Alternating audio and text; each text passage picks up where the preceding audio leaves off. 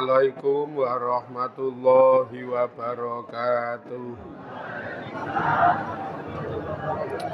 Bismillahirrahmanirrahim. Bi husni hadhihi niyyah li ibtigha'il ulumi nafi'ah wa ibtigha'i mardatillahi ta'ala wa rahmatihi fid dunya wal akhirah. Biwasilati wa barakati ta'alumina hadza tafsirul Qur'an ya Allah waqdi hawaijana wastajib du'ana ya Allah. Bi barakatil Fatihah. A'udzu billahi minasyaitonir rajim. Bismillahirrahmanirrahim. Alhamdulillahi rabbil alamin. Arrahmanir rahim. Maliki yaumiddin. Iyyaka na'budu wa iyyaka nasta'in. Ihdinas siratal mustaqim. Siratal ladzina an'amta 'alaihim ghairil maghdubi 'alaihim waladdallin. Amin.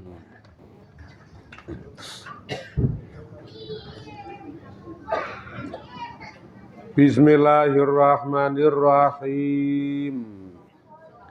Wa kullama marra alaihi mala'um min qaumihi sakhiru min qala in taskharu minna fa inna naskharu minkum fa inna naskharu minkum kama taskharun. Wa kullama marra lan semangsane wus kliwat utawa wus ngliwati ngalaihi ing atase Nabi Nuh sapa malaun wong gedhe-gedhe wong dhuwur-dhuwur ming kaumihi saking kaume Nabi Nuh ae tegese tobakoh ming kubaraihim saking penggedene kaume Nabi Nuh sakhiru mongko padha ngerek sapa dheweke kabeh minhu saking Nabi Nuh ae tegese kanu ana sapa malaun penggede-penggedene ana iku ya tadhakuna padha geguyu padha ngece sapa malaun ming kaumihi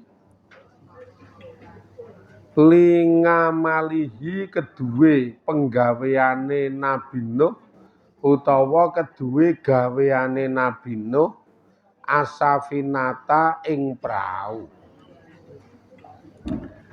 wayakuluna lan padha ngucap sapa tabaqatun ming kubaraihim ngucape ya Nuhu hinuh kunta ana sapa sira ana iku tadangi ngaku-aku sapa sira risalatallahi ta'ala ing utusane Gusti Allah Ta'ala ning fasir ta mongko dadi sapa sira ba'da zalika sak ba'dane mangkono dadi utusane Allah dadi iku najaron dadi najaron ya nek cara saiki dadi tukang kayu saiki kowe dadi tukang kayu tukang gawe prau nih prau otok-otok ning Rebo Pungkasan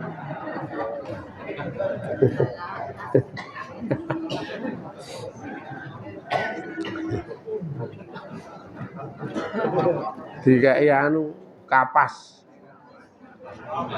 karo nglengok lentik.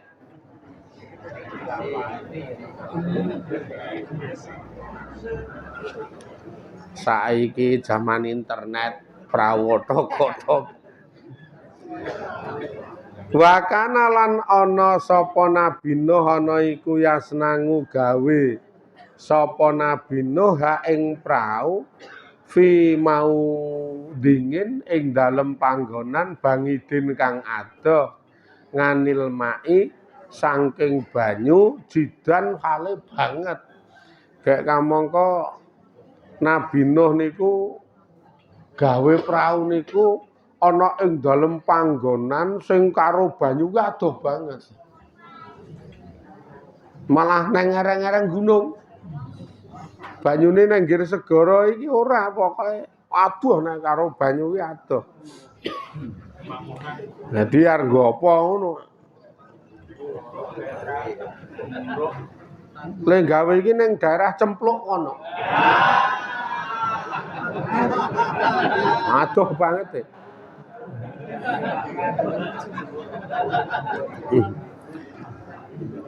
Wa kanulan ana sapa kaum Nabi Nuh ana iku yakuluna padha ngucap sapa dheweke kabeh ngucape laisa ora ana hahuna ana ing kene apa maun banyu wala yumkinu lan ora mungkin ka ing sira apa nakluha mindah prau ilal anhari maring bengawan al ngazimati kang gedhe wa ilal bihari lan maring segara. Fakanu mongko ana sapa dheweke kabeh ana iku yangi duna milang-milang sapa kaum Nabi Nuh zalika ing mangkono-mangkono mimbabis sufahi setengah sangking bab kebodohan wal jununi lan kekentiran.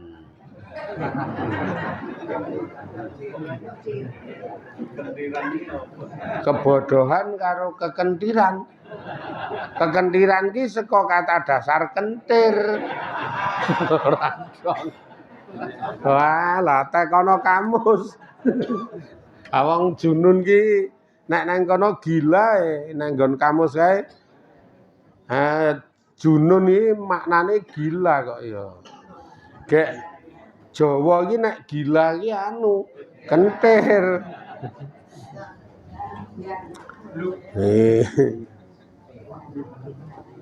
Kala mongko jawab sapa Nabi Nuh intaskharu ora padha ngece sapa sira kabeh minna saking ingsun ning ngerti ya fa inna mongko sak temene utawi ingsun iku naskharu bakal ngrendahke sapa ingsun mingkum saking sira kabeh kama taskharuna kaya oleh ngrendahke sapa sira kabeh.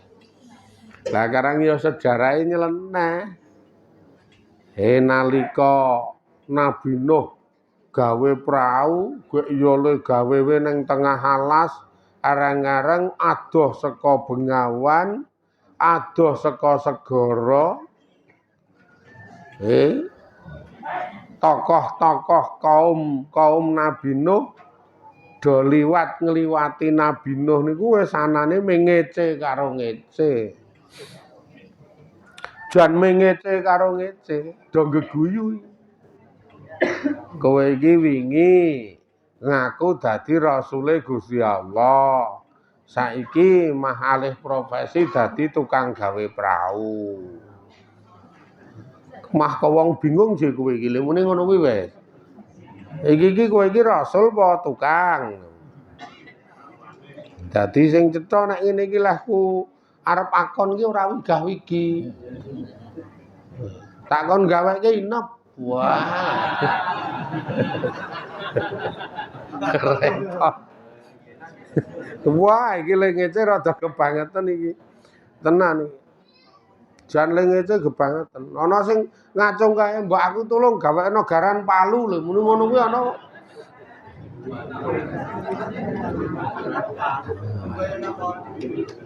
Pokoke sak ece-ecene lah karang ya. Karena memang le gawe prau ki dilane ya waduh. Saka Bengawan adoh saka segara. Gagek neng kene iki ra ana banyu. Lehmu arep mindah prau neng Bengawan karo neng segara iki piye jiku iki? Atok sunggi apa piye? Wah wis wangun kae le ngece pokoke wangun. Lehmu arep mindah piye jal? Kok gedhuene kok ngono kuwi lho. Ora aku iki mikir ora sih udo ngono. Pokoke wangun tenan. Ya pancen ora perlu dipikir to nek iki. Ora perlu dipikir tur ya ora usah mikir suarane kaume. Wong iki wahyu kok ngrasake suarane kaume wis sauni-uni mah ming jededeg kok ya. Malah do ngarani milang-milang ketoke anu kok Nabi Nuh iki wis ora beres ketok. Ora saya pinter mah saya goblok. Tur rada kurang saon ketoke lho. Ya iki terus jajal ngen-ngen neng nggon kok ngene kok gawe perahu. Kayak iki ketoke pelampiasan karo pelarian strese. Lha muni pelampiasan pelarian strese dadi ya wis ngono kae. Makane Nabi Nuh ya ming cukup ngendika, ya wis monggo lah mudo arep ngina ngece ro aku monggo ning ngerti ya. Sing ngasor ki insyaallah dudu aku. Sing hina ki insyaallah dudu aku. Ning justru aku sing bakal ngenjloke awak-awakmu. Ditantang ngono ki justru aku sing bakal menghancurkan awak-awakmu, ngino awakmu kaya dene kowe le do ngino aku kaya ngene iki. Saiki do muni iya. Saiki do muni iya. Ira ya penak to. Iki Nabi Nuh abot tenan ujian lho ngece ra main-main je. Berat jan dimungsuhi wutuh. 900 tahun kok ming iso nggawa wong 40. 900 tahun iki. Lengece juan. Lanang 20, wedok 20. Kowe dilalae sing melu ki nek blegere ya ora pokro kae. Blegere mingen. Ane wong mungkur masalah kuwi kok sak karepe. Tatak kuat sabar wani mingen nek Nabi Nuh ming tatak kuat sabar wani. Ya kaya jenengan-jenengan iki DC perkara sing ora penting we lara ati. Gek ming perkara ora ana hubungan agama, perkara ora kudu barang kuwi iki sakjane ora kudu. Kowe kelara-lara. Malah saurunge DC, saurunge kelara-lara wis ngendas-ndasi sik. Ngendas-ndasi omong karo sing lanang kok ndak kelara-lara. Ming masalah arep bodo ora duwe gamis anyar. Iki rak ya wis mutu to iki. Wes nek ngene iki wis, Pak. Iki ming karek 2 dina lho, Pak. Gek aku ki sandangan wis rong duwe. Iki sesuk bodo rak ya wis kelara-lara to aku le muni ngono kuwi urung sida kelara-lara wis sak omong kelara-lara kok. Le muni sok bodo rak ya kelara-lara to aku. Liyane nggo anyar aku ora dhewe. Sing lanang ya ndablek kok ya iki critane iki. Sing lanang iki le jawab, "Alah, kowe iki ora nggo anyar kae aku tetep seneng." Le muni ngono kuwi sih ming wong wegah cucul iki kok ngene.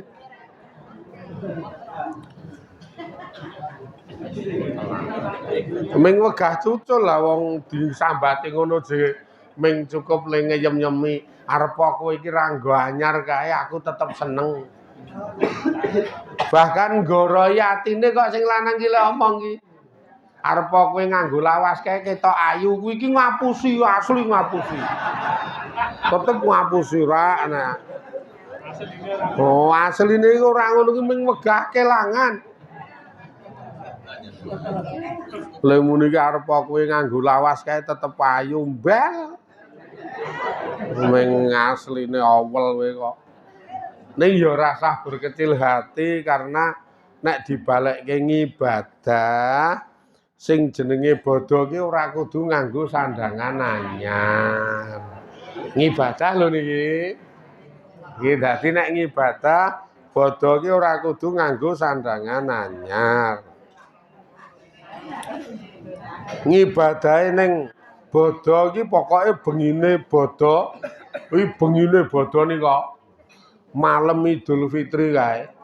Ngibadahe niku dokah-okahke le cerak-cerak ro Allah, le zikir marang Allah terutama dokah-okahke le do tekbir karena memang ana dawuh perbanyaklah maha agungkan terhadap Allah diperbanyak le do tekbir. Mula terus ngendi-endi do tekbir lah karang yo ana dawuhe lah kuwi wae ora kudu nganggo anyar. Kuwi malam Idul Fitri lho. Dirungokke ta, Bu?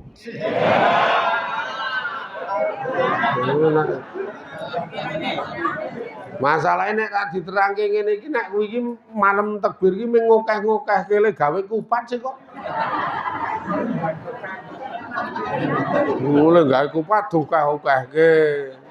Lah kuwi tradisi nek agama ora ana. Dadi nek malam takbir utawa bodho hari rayai ora kudu gawe kupat karena kuwi bagian saka tradisi. Monggo wong ya wujude pangan tradisine tetep gawe kupat monggo tetep ning niate arep bersyukur le ketemu hari raya utawa niate arep sedekah nganggo bentuk sing beda. Nek biasane sego saiki tak ganti sedekah kupat. Ning jane nek kupat ki pasangane ora ming jangan tempe ro krecek. Lah opor ayam ya ayam Jawa. Karo sambel tomat po sambel terasi lah jangan tempe ro krecek we. Duduhe wah banget kae. Wis goleki kreceke we angele ra elok-elok.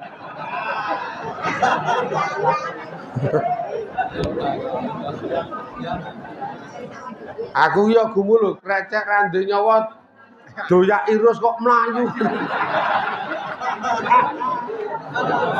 Iki doyak irus dupeng kok mlayu wae. Ora jelas.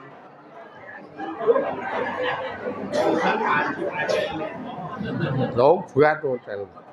Kuwi ora penting. Arep sego karepmu, kupat karepmu. Nek kupat ki bagian tradisine wong Jawa.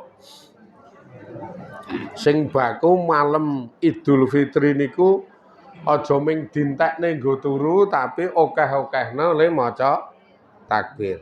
Karo aja ngantek lali sing rung zakat fitrah niku malam terakhir untuk kesempatan pasok zakat fitrah. Karena engko keri dhewe niku saurunge salat Id niku batas terakhir pasok zakat fitrah niku sadurunge salat Id.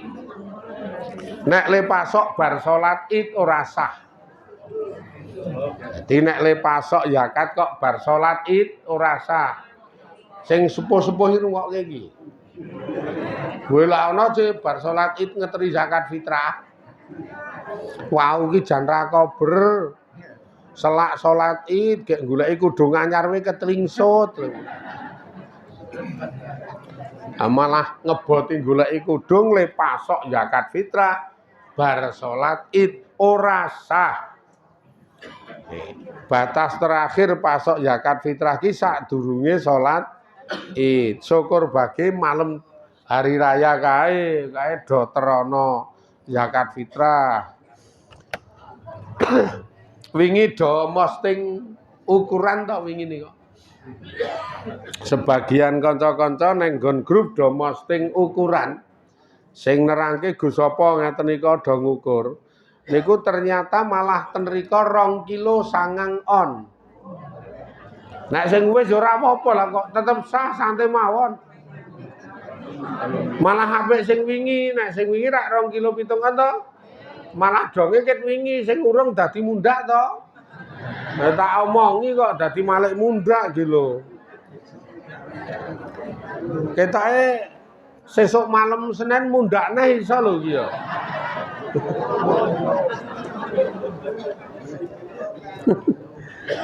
Rong kilo 9 on wis pokok nek paling slamet ki 3 kilo wis paling slamet wis jelas. Pasok zakat fitrah ki 3 kilo beras. Kenapa kudu beras? Karena daerah kita makanan pokoknya beras. Tadi 3 kilo beras. Kuwi engko men ora kesusu sedengane iki ya malem tekbiran kae. Karo do ngokeh-ngokehno tekbir, karo do ngokeh-ngokehno sedekah. Istimewa kuwi ning malem takbiran kuwi. Terus engko nek wis tekan esuk do salat Id, hukume salat Id kuwi sunat muakkad. Kondak radong. Hukume salat Idul Fitri, Idul Adha kuwi sunat ning sunate sunat muakkad. Sunat setengah dikukuhke, setengah dikudokke. Sunat ning rodok dikudokke. Ya dadi kudu dipeksa arep sewengi ra turu kae melek sik. Terus salat. Carane piye le salat? Wis rasah kok kan ngomong melu imam wae ra dadi imame kok takon. Ora dadi imam wis rasah takon. Pokoke manut imame. Benar, nek imame ya kudu ngerti carane. Niat aja ngantek lali. Usolli sunata lingi Idul Fitri ngono. Niat ingsun salat sunat ngidul fitri. Rok ngata ini imama lillahi ta'ala. Nek bahasane Arab, nek Jawa ya niat ingsun salat Idul Fitri 2 rakaat khale dadi imam wis. Ngene niku mungkin nek nang ati ora ketara kok, ora tek dawa kok. Terus Allahu Akbar takbiratul ihram. Nek wis takbiratul ihram terus takbir meneh cacahe ping 7. Iki cacahe ping 7. Rakaat awal dadi hitungane ping 8 karo takbiratul ihram. Takbiratul ihram rukun, nek sing 7 iki sunat. Dirungokke lho, nek sing takbir 7 iki sunat. Ah salate wis ya sunat kok. Mula nek sing 7 iki sunat, pipite imame lali kok dilaleh ming ping pisan ora apa-apa. Lah ya gacok gaan. Nek sing ora patek ngerti ilmu mah terus medhot. Oh, imame ra mutu.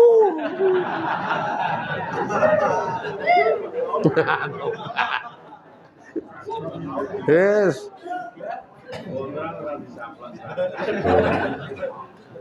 Imame radong gek wingi karo takmire wis dikai parcel kae. Ngono wae lah iki. Le nggathokke ngawur nek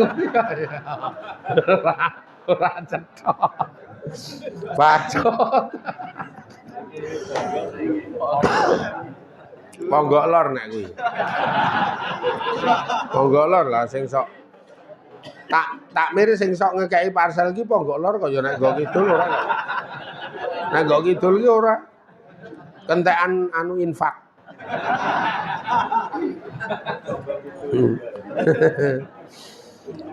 Dadi mendhong lho bahwa takbir sing ping 7 nika ki sunah. Ning nek kaifiyah resmi bar takbiratul ihram pokoke aja ngantek lali imame takbir ping 7 dieloni karo makmume. Kok nek wis ping 7 terus maca Fatihah. Sekarang nek resmine nyela-nyelani antarane takbiratul ihram karo takbir ping 7 iki doa iftitah. Jadi takbiratul ihram dulu Allahu Akbar udah nirokke kae. Terus iki doa iftitah dulu, kabiran ya kena, bangit ya kena. Subhanallah ya kena sak karepmu. Maksudnya iki Allahu Akbar kabira walhamdulillahi katsira wa subhanallahi bukrata wa asila wajhtu wajhiya monggo Allahumma ba'id baini wa baina khotoya ya kama ba'ata bainal masyriqi wal maghrib monggo subhanallah walhamdulillah wala ilaha illallah wallahu akbar monggo wes sakarepmu le arep maca doa iftitah bar kuwi terus mulai takbir cacahe ping 7 Allahu Akbar lah antarane takbir siji kedua ketiga niku nang tengah-tengahe maca apa ora usah maca mah bingung kok le angil ya wis meneng wae Allahu Akbar jenengan makmum Allahu Akbar meneng wae ra apa-apa kok mahaman kok jenengan iki dipenakke ning kokean cangkem tak pikir-pikir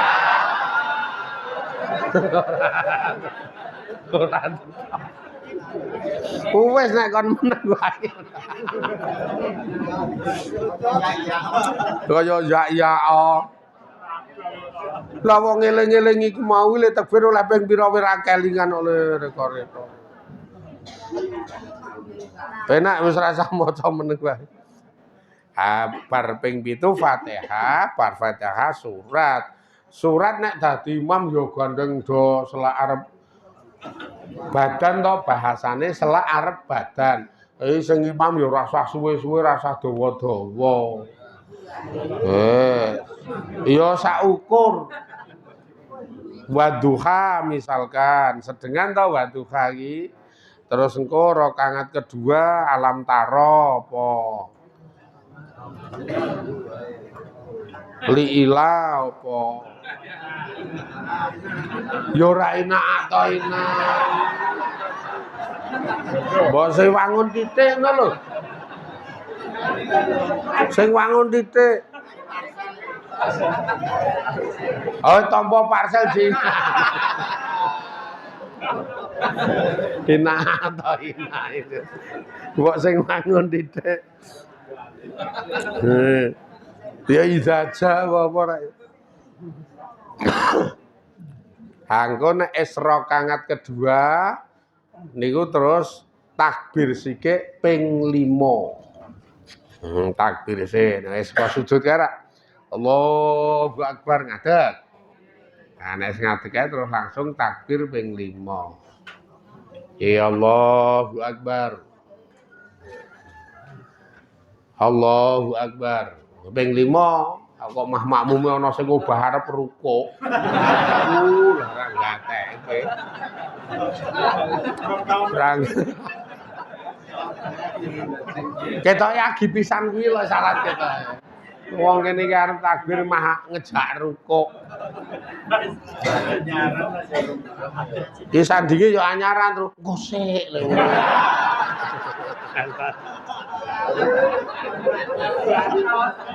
Sambiar salate ambiar.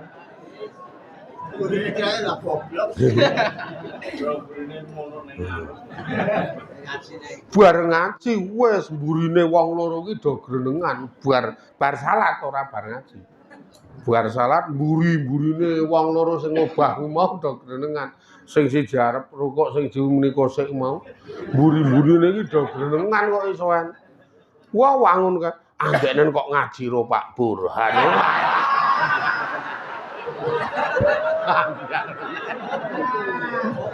Remuk ae.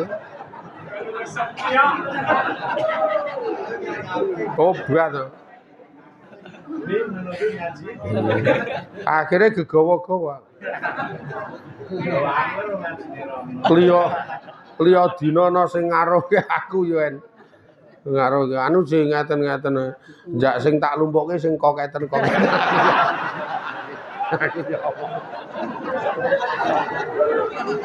Aku ya omong ngono. Tak lumpuk-lumpukke. Aku ya terus memperjelas. Anu tau ciri-cirine wonge gedhi kae ta aku.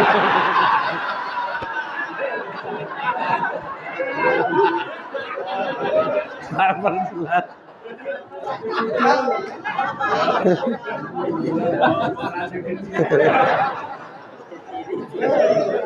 Aku ya ming ngomong jak kae ming tampange tok. Wangun tenan. Mulane niku. Dadi engko golek surat sing pendek-pendek men ra suwe karena memang do selak badan. Niku nek disuwe tetep do ra seneng. Bahkan banyak sekali kejadian gara-gara suwe le ngregani khotbah setelah sholat itu sakarepe dhewe artine napa? Dianggep kaya udu khotbah, ngantek khotbah ro rampung do bolos. Kerep banget niku kejadian. Nggih ta nika? Iki parah niki. Lah wong iki khotbah udu pengajian sing bolos. Do ngleler kae iki rampunge engko nek wis ditutup donga lah urung kita nata nglepet ruko kluntuh-kluntuh wae lah iki. Ning mbasan usut demi usut sing salah sing khotbah. Ah ngimami karo khotbahi kesuwen kok ya. Rasa suwe-suwe delo wae. Le khotbah ya delo, le khotbah delo engko nek wis rampung terus munggah ning mimbar imame nek pancen sing khotbah si imam kuwi lho. Kadang kala imam dhewe khotbah dhewe, kadang kala ning biasane dadi siji paket to kuwi. Paket hemat sih kuwi iki. Dadi imbangane engko akon wong loro, takmir ya iso dedel duel. Mula paket hemat. Iki engko terus bar salat, bar salam kae terus munggah neng mimbar. Sing paling afdol nuli-nuli pipite diselani sok-sok nganggo tembung apa ta apa kula ya ora ngerti, kadang kala diselani Allahu Akbar ngono kae saen. Kuwi ya ora masalah. Saka salam sok diselani karo salah siji khotibe utawa si bilale salat Idul Fitri. Allahu Akbar, Allahu Akbar, Allahu Akbar. La ilaha illallah, Allahu Akbar walillahil hamd. Terus imame mau munggah ya ora apa-apa. Ora masalah. Nek sing paling utama segera. Artine segera niku nuli. Jadi bar salam terus munggah langsung. Lah tendika juga ana perkara sing rumit nganggo uluk salam apa ora nganggo ya kena, ora ya kena. Wis monggo wong kuwi ora dadi masalah. Arep lekas langsung takbir ping 9 nek khatibe sing khotbah kae. Takbir ping 9 sing khotbah lho iki engko krungune sing salat. Wah nek ngantek salat takbir ping 9 bandem srandal jenengan kok. Nek nggon salat mau takbir 7, nek khatibe sing khotbah takbir ping 9. Rampung takbir ping 9 ya netepana rukune khotbah kae sing cacahe 5.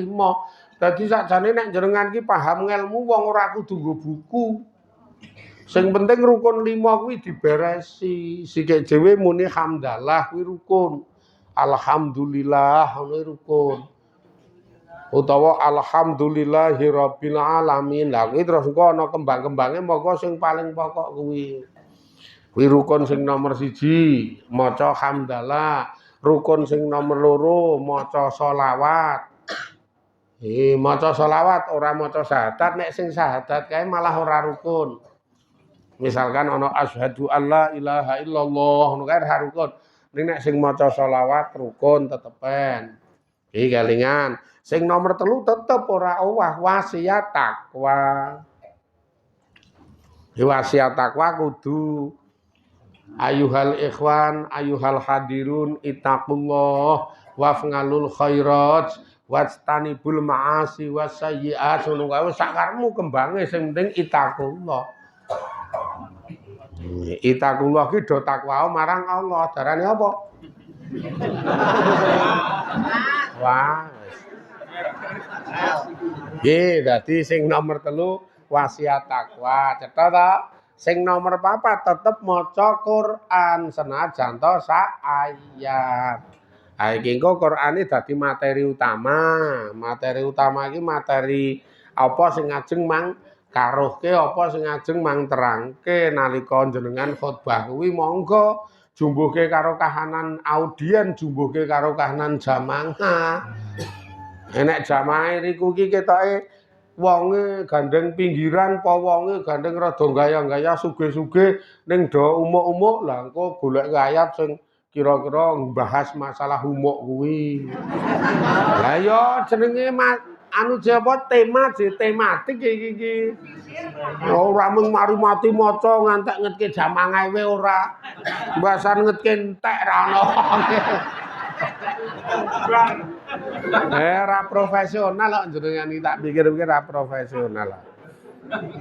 Ora maca wewe cetha susunane genah kok iki. Penak banget terus iso singkat. Wong ming alhamdulillahirabbil alamin. Wes. Misalkan nganggo kembang ya nahmaduhu wa nasta'inuhu utawa ya alhamdulillahillazi an'ama alaina binikmatil imani wal islam. Wes rampung wis sahat anu muji ngalembanane kecekel didresepi kembang asyhadu alla ilaha illallah ngantek sak rampunge netepi rukun sing nomor 2 Allahumma sholli wa sallim wa barik ala sayyidina Muhammad sholawat kecekel lorone. Bar kuwi terus ayuhal ikhwan, ayuhal hadirun ittaqullah wes. Ittaqullah ngono kae wis ping 3 wangun kok ittaqullah ngono. Wong ngarep neruske ya ora ngerti susunane.